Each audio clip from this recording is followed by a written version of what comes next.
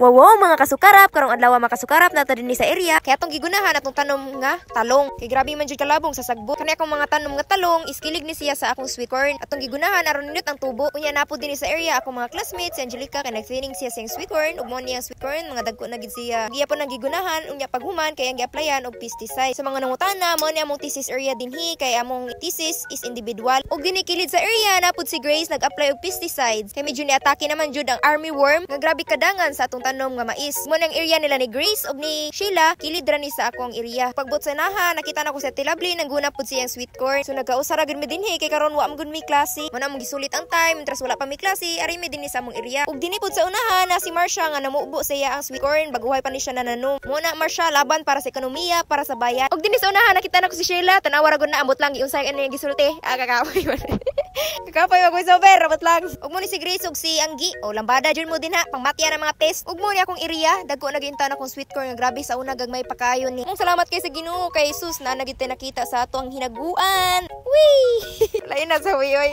Unya kilid sa akong sweet corn guys, isa ko na siyang gitamnan og mga talong. So tanawa ko mga talong guys. Purti jud na akong lipaya kay nanagko na sila. Ug adyo ko magdahom no nga managko ni siya kay ako ra man siyang gitanom din hilargo bisag daghan kay sagbot. Ug karon nga nanagko na siya akong gitarong og pang gibot ang mga sagbot kay aron man indot na siya. Unya ang seeds ani guys is pinangayo na ako to sa Department of Agriculture Tuburan. So mapasalamaton kay ko silang gihatag nga seeds kay nana jud makita. Basta magkugi lang jud tanong so naara gid tay maani-ani puhon. So tanawa na grabe na ko lipaya guys. Ug giabunuhan po na ko nag-urea mo nang naingon ana yang tubo. So kilid ani mo ni ako mga apalya ako ra siyang gipakatay sa ako ang ani. Ang seeds ani is pinangayo ra pud na ako sa DE. So tanawa guys grabe jud ako kalipay. Ug dinhi nga area mo ni ako mga talungan pod. So matagilid sa ako ang sweet corn akong gibutangan ako og talong. So gikan din no padung dito sa kinalasan na ana siya mga talong akong gitanom. Ya dinhi pod sa ubos na po siya mga talong so tanawa ra grabe jud. Nang malipayon kay ko kay nanagko na gid siya. Kay sa matagilid sa akong sweet corn guys is napa may gamay nga area nga mas kasod ang ako ang eggplant. Mo na ako na lang po siyang gigamit makasave sa area mo ra guys. Kay sayang man no ug di pod nato tamnan so mo nato na lang gitamnan sa dinapod tay mga litos din ha. Nadagko na po nato mga litos nga pinangayo pod nato na sa diyang seeds. Ug dinhi pod nga area kilid sa ako ang mga net kay naa pod dinhi ako mga apalya so tanawa grabe katambok applyan ko nag-urea. Ug nagbasal po tag iti sa manok ana mo nang naingon ana siya katambok no. Maya gani kay nairay net so mo nang dita magproblema kung asa siya mogapa.